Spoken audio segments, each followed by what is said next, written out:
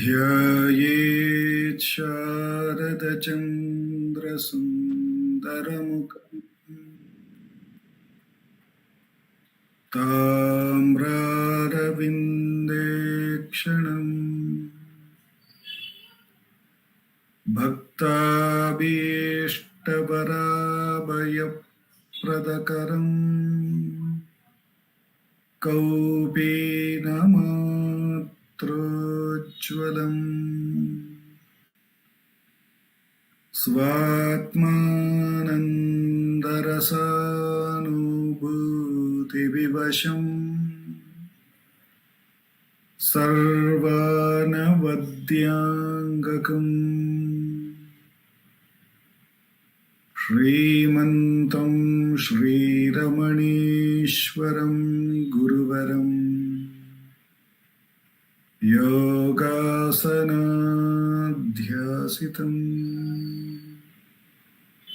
ध्यायेत् श्रीरमणीश्वरम्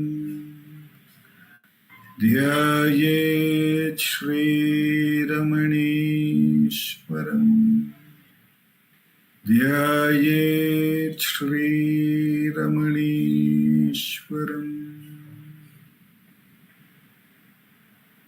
हृदयकुहरमध्ये केवलं ब्रह्ममात्रम् यहमहमिति साक्षादात्मरूपेण भाति हृदि विषमनसा स्वं चिन्वतमच्युत पवनचलनरोधात् आत्मनिष्ठो भवत्वम्। Namo Ramana. In this Friday Atma Vichara session from Ramanacentre for Learning, Bengaluru, we have been meditating on Bhagavan's teaching from the book Ramana Answers, Self-Enquiry, 1900 to 1950. We start the practice of Atma Vichara session by taking this week's question and answer from this book. It is questions put to Bhagavan on the subject matter of Atma Vichara, self-enquiry, and Bhagavan's answers to them between 1900 to 1950. And it has been wonderfully compiled for us by our founder president, Sri A.R. Natarajanji. And we are looking at the question put to Bhagavan between 1936 to 1950. After meditating on this week's question and answer, we will have a 20 minutes Atma Vichara session. Following that, our president, Sarada Akka, would be talking about or contemplating about Atma Vichara as it has been captured in Ramana Gita by Ganapati Muni. Again, Ramana Gita is a compilation of, again, a question and answers, question put to Bhagavan by various devotees, and Bhagavan's answers for that. And it has been captured by Ganapati Muni as Sanskrit verses. And then finally, we will have the concluding prayers to Bhagavan. And we have been looking at the 119th question in the book Ramana Answers, Self-Enquiry, 1900 to 1950 for this session. The devotee asks, I fear that self-realization is no easy thing to reach. I fear that self-realization is no easy thing to reach. Bhagavan replied, why stultify yourself by anticipating failure in your course? Push on. There you are. Self-realization will come to an earnest seeker in a trice. I'll repeat Bhagavan's answer. Why stultify yourself by anticipating failure in your course. Push on. There you are. Self-realization will come to an earnest seeker in a trice. To me, these 4 sentences which Bhagavan has put it here comprises the full journey of a sadhaka and the role of the Guru towards him. Why stultify yourself by anticipating failure in your course? This is the first one. Now, all our thinking, all our imagination, even when it comes to the most subtlest thing about the self itself, all of it is a universe by itself, where it is very objectively available. I believe in that concept, or I believe in that thought process. And that is a universe by itself. That is life. We are caught in it. We think that is what is real. So Bhagavan is first of all saying, why stultify yourself by anticipating failure in your course? It means whatever we think, whatever we anticipate, whatever we formulate in our mind, that it is difficult, or it is something far away, or it is only possible for some really earnest seeker, whatever in which way we, or I am not eligible for it, in whatever limitation we put upon, including I am just this an individual being, there needs to be, I need to do a lot of tapasya, whatever which way, whatever concept we formulate, anticipate, Bhagavan is saying that will become the course of hindrance for us, because that occupies our full attention. And we forget to inquire we forget to even inquire, and we forget even to know to whom is this. That sarpa, that snake, which is just an imaginative thing, when superimposed, when held on to, that snake, though it is really not a snake, continues to appear as though it is venomous, it may bite, it is hissing, it is moving. This superimposition of a thought upon oneself is the most easiest way to get caught in our own universe, mental universe, an imaginative universe.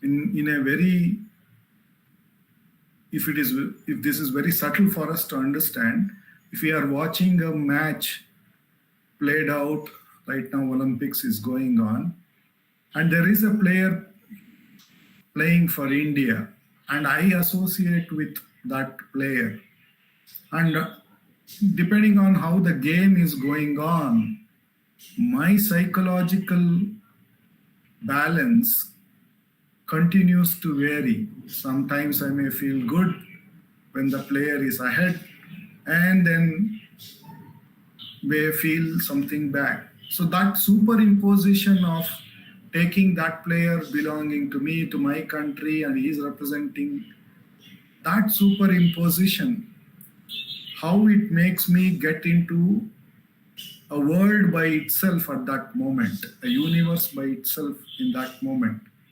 And that life that goes on in that universe at that moment makes me go up and down depending on what is happening out there, where I have absolutely no control. Like that, when I superimpose even a mental thought about a failure, or will I ever realize the self, it is not easy, or whatever which way, that seems to take our full attention. That becomes more real. Bhagavan is saying, be cautious about it. Don't entertain that, because it will bring failure in your course, because that has become more real than the reality itself. The snake has taken over and the rope cannot be seen as long as we are imagining the snake and the behavior of the snake. So Bhagavan in his first statement is very clearly saying as sadhakas what we need to clearly not pay attention to. Any kind of concept, mental formations about sadhana, anything including that I know the self, everything we need to see that it is a universe by itself. It is something objective. So that is going to keep us away from what we really are. So be very, very clear about it, says Bhagavan.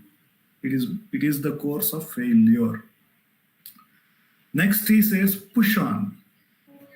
The next thing is to keep doing what we are asked to do, the sadhana, enquiry, push on, the course of acting. As we keep on doing the sadhana more and more, Bhagavan is going on saying, there you are.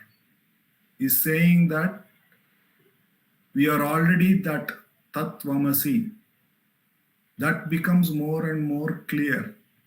So long as we are not putting the attention outward on a concept, naturally, when we put the effort to look at who am I and try to go inward, then it becomes clear that that truth alone is, there you are, becomes very, very clear. Actually, that alone is. All other things is my own mental imagination. So it becomes clear that there you are. Then Bhagavan further goes on to say, then more and more when we understand that we are the truth, we here and now, that truth alone is. And whatever we are experiencing is nothing but the truth itself. And therefore, it becomes very, very clear. Self-realization will come to an earnest seeker in a trice. That means the self can be experienced here and now because that alone is. In an imagination, I can say, one day I will realize the self. That is all part of the imagination. Though it may be something that we state, and therefore it makes us feel that it is a course of failure, which are, as Bhagavan says here, that imagination keeps us from realizing the truth here and now. But here and now, when we recognize that we are experiencing ourselves and there is nothing but that alone, no matter anything we say, even if I say I know the body, how do I know? Through the consciousness. So how am I experiencing? By the consciousness. If I say the body exists, how does it exist? It is because I exist and I know that there is a body, and therefore the existence of the body, the awareness of the body is by me, by myself. And like that is everything. So when I recognize that, and I am only in this body, or my existence is only limited to this body, my awareness is only limited to this body, is a concept, is only a notion. When I go into sleep, I am not aware of the body, I am not aware of the things. So when I recognize that it's all my superimposition, But in reality, what I am experiencing is myself, and that alone is. Then Bhagavan says, here and now, the self-realization is seen as a given fact for all of us. In fact, we are all the self, we are all realized. It is only the question of staying in that truth.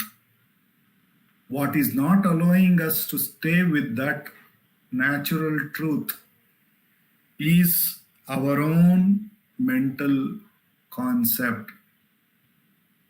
And a few weeks back, we were in a satsang and we were meditating upon it. And it's very clear, Bhagavan goes on saying to all of us, Tattvamasi, Tattvamasi, you are that. And we keep on, and Bhagavan says, we keep on finding the way to say, we are not that, we are not that. And that is all Bhagavan is saying. Therefore, don't entertain such thoughts. Push on, inquire, diligently inquire. Then it becomes clear, you are the only truth which is. And that self-realization is like a tries. Just now it happened because now is the only truth. There is no past, no future. We are, the self alone is, and therefore that is the now, and therefore that recognition is like a tries and it happens, it's over. So Bhagavan is saying is, when the devotee is saying, I fear that self-realization is no easy thing to reach, Bhagavan is on the contrary saying, you are that, you are already realized, all you need to do is inquire instead of attending to all these thoughts. If you inquire, you will find one day even the inquiry is not required because you are that. And you recognize you are always that, nothing changed in you. All you need to then see is that nothing is being superimposed upon you. And therefore, what you are fearing, that self-realization, is no easy thing. Bhagavan is saying, you are already self-realized. Only these kind of thoughts are going to seem as though it is going to create a failure. But in fact, in reality, in truth, every one of us are nothing but the self, and the self alone is.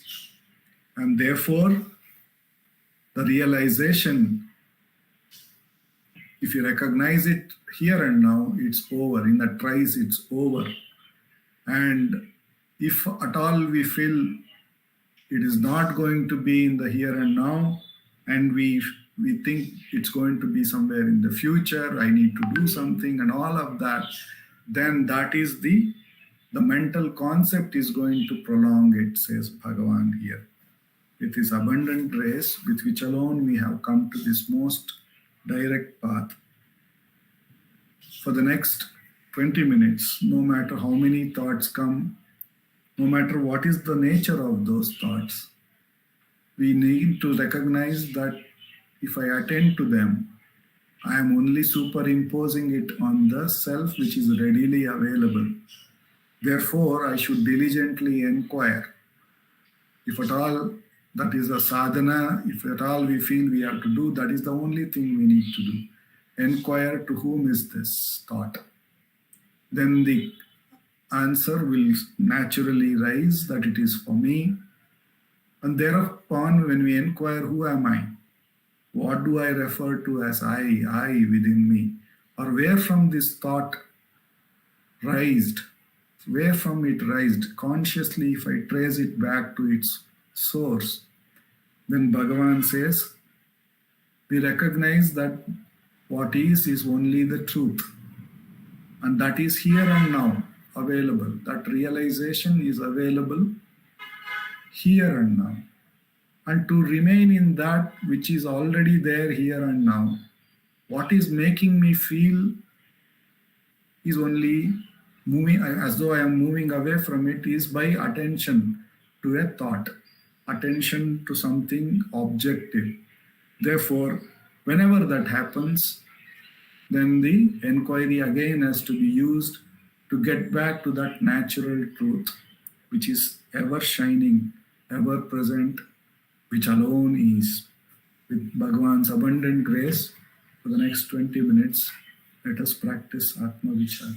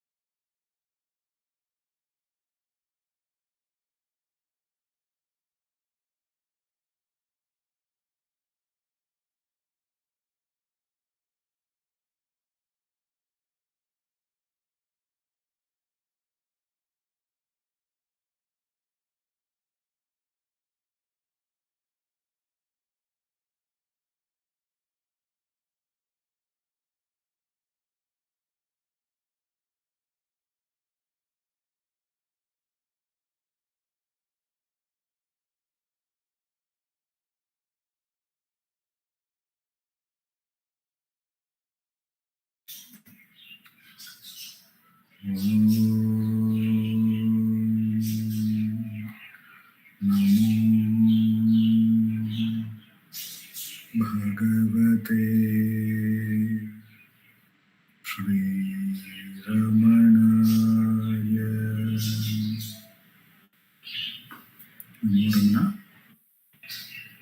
Namo Ramana Akka, over to Sarada Akka.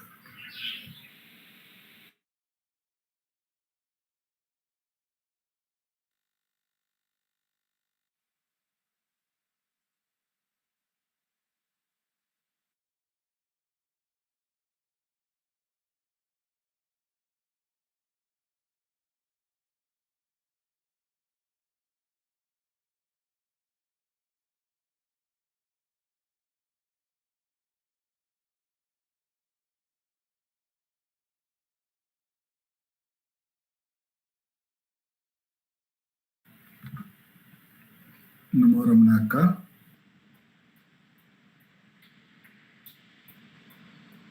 Namo Ramana. Prostrations to Ramana, shining as a self in all beings. By the immense grace of the self manifest as Ramana, in this part of the satsang, we are meditating on the verses of Ramana Gita, compilation by Ganapati Muni in Sanskrit of questions and questions to Bhagavan and answers by him. The compilation is in 18 chapters, and we are meditating on the chapter Shakti Vichara, wherein Kapali was asking Bhagavan about the movement, the power, the activity of God. And first he had asked about the activity of God, and then he asks about whether the activity of God is there, it is not there. This question was there. Then he asked whether it is eternal or not eternal. Nitya kimatava anityo.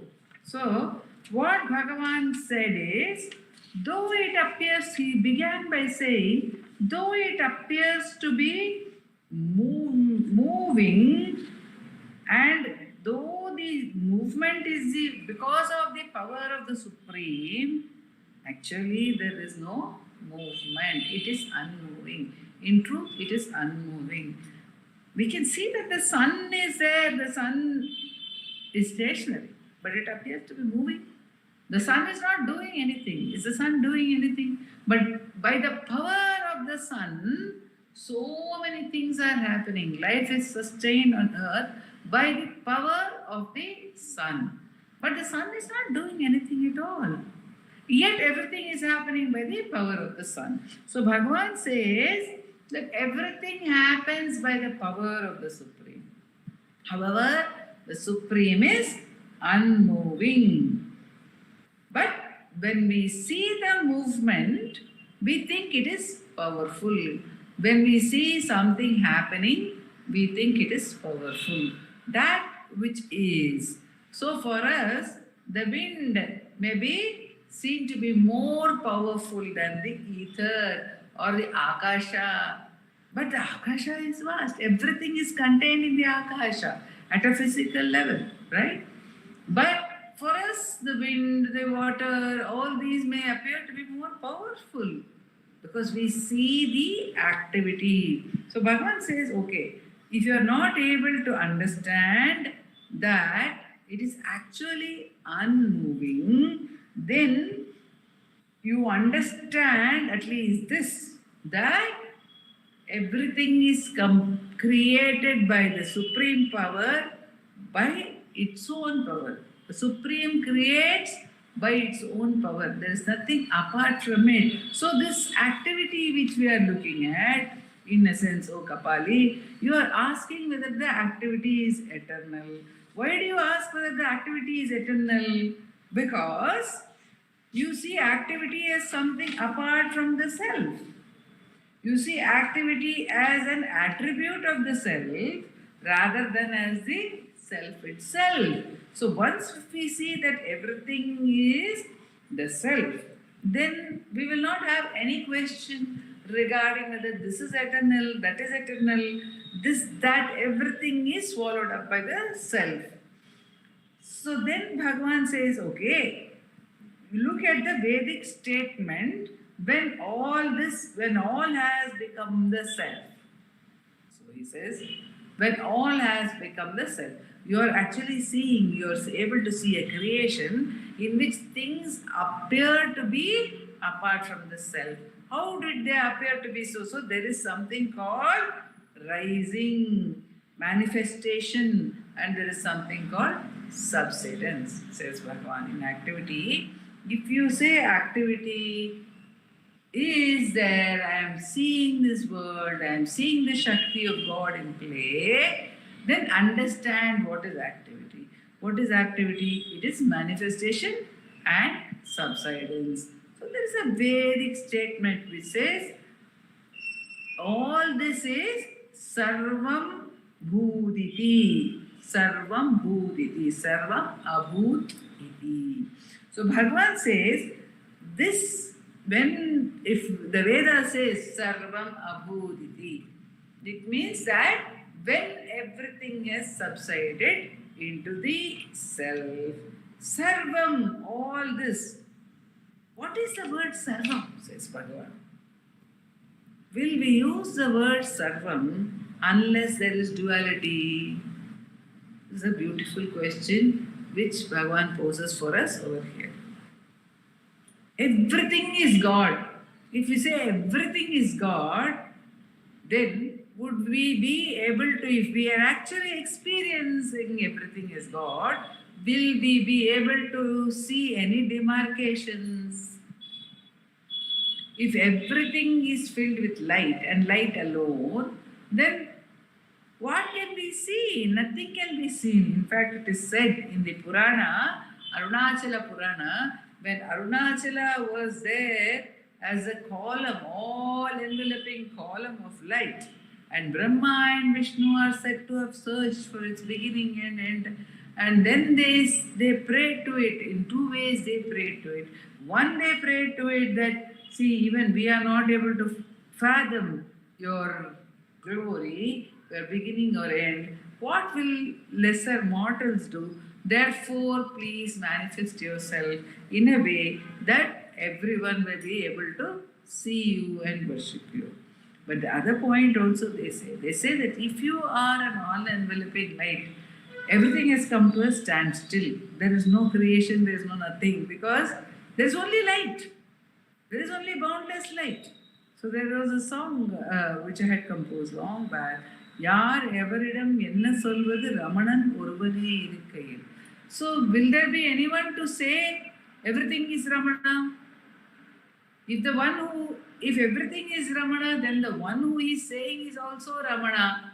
Then why will that Ramana say everything is Ramana? Bhagavan says in Ulladu Narpadu, man does not keep on saying, I am a man, I am a man, I am a man. It is so natural.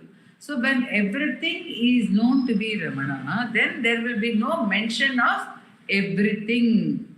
Everything means 1, 2, 3, many. So Bhagavan says, when you say Sarvam, that means when there is multiplicity, even if you say all this is God, you are talking of manifestation. But Sarvam Abhut, when that all that became the self, all that was dissolved into the self, Bhagavan says, even that, even if you say everything became the self, there also some activity is implied.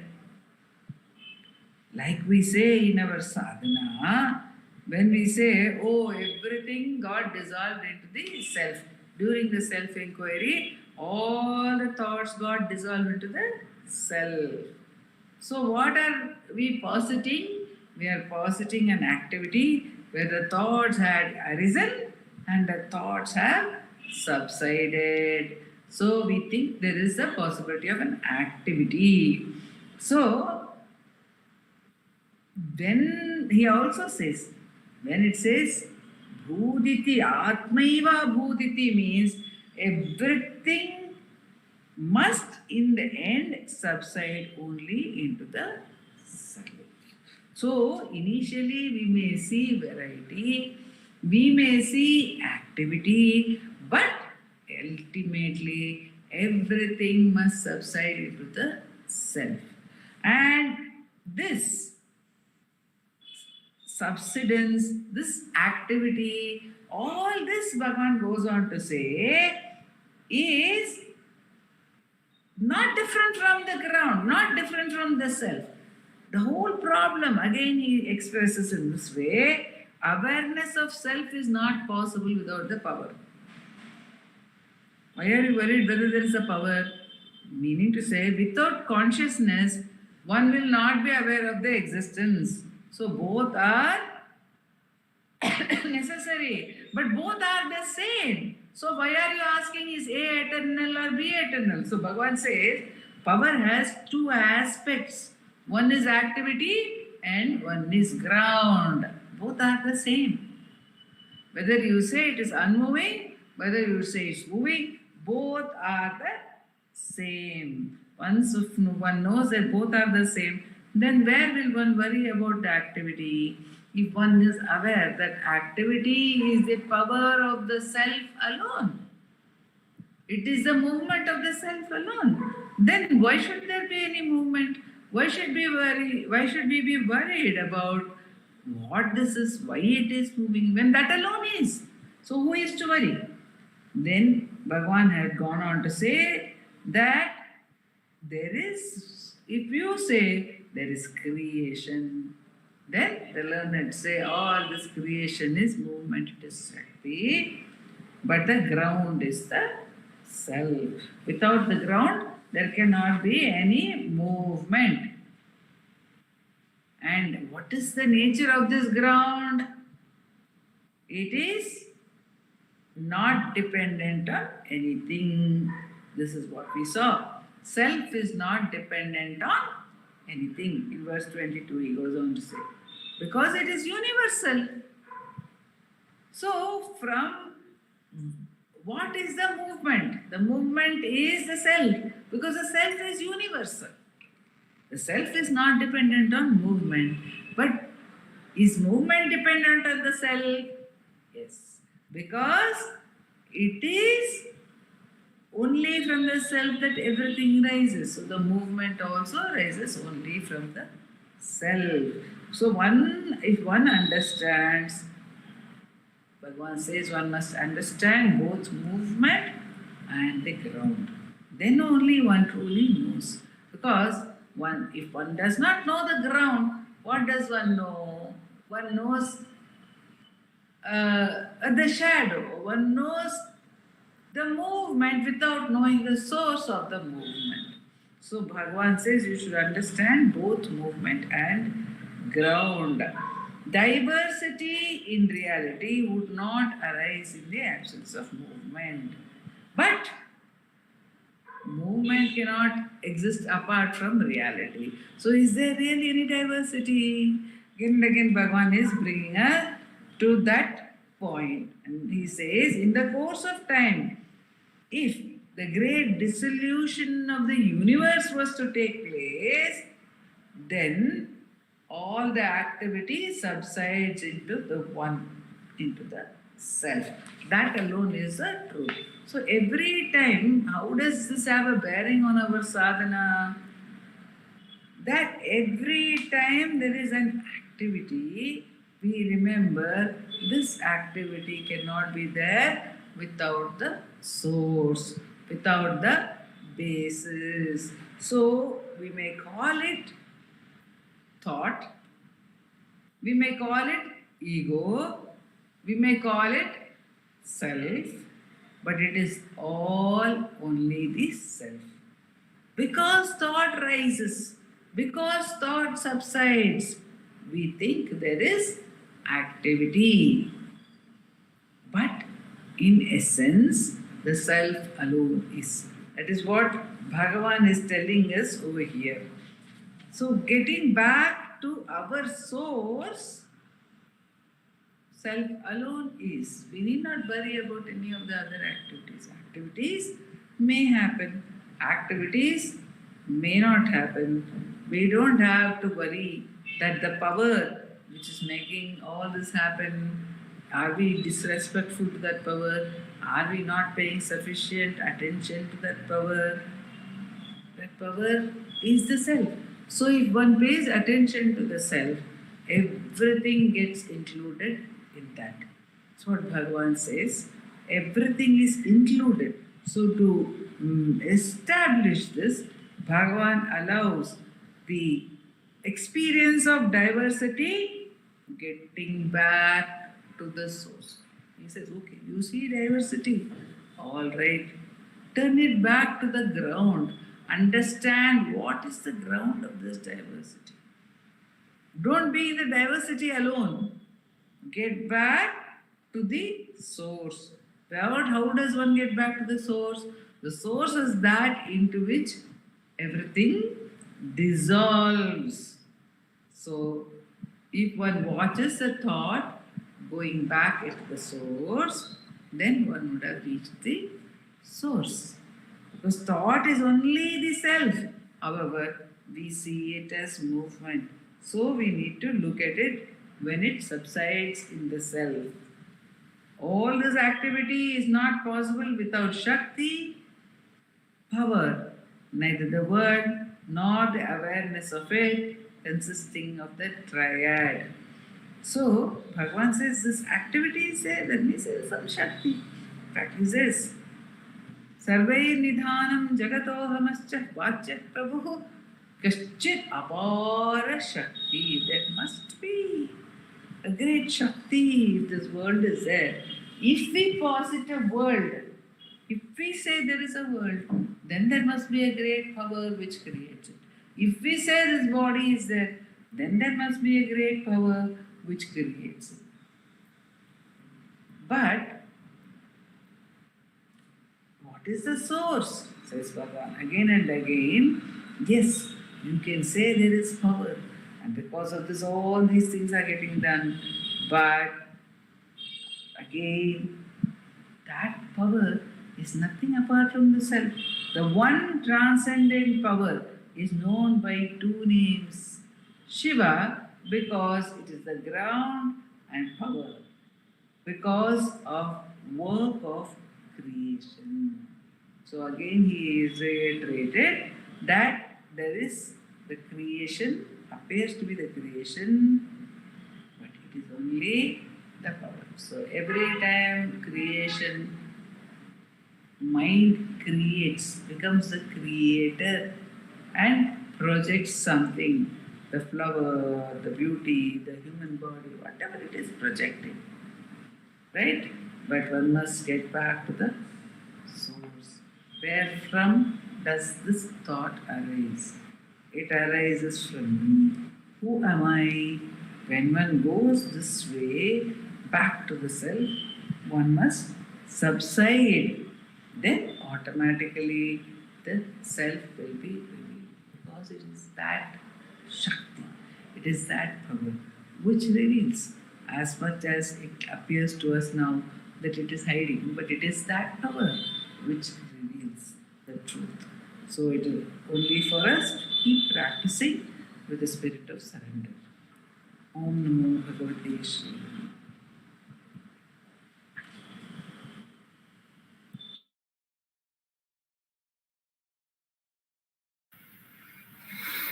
Namo Ramana. Aparasachit Sukavarirashe Yasyormimatram Bhuvanam Samastam Guhahitam Tam Ramanam Gabhiram Chintavihinam Hridhi Chintayami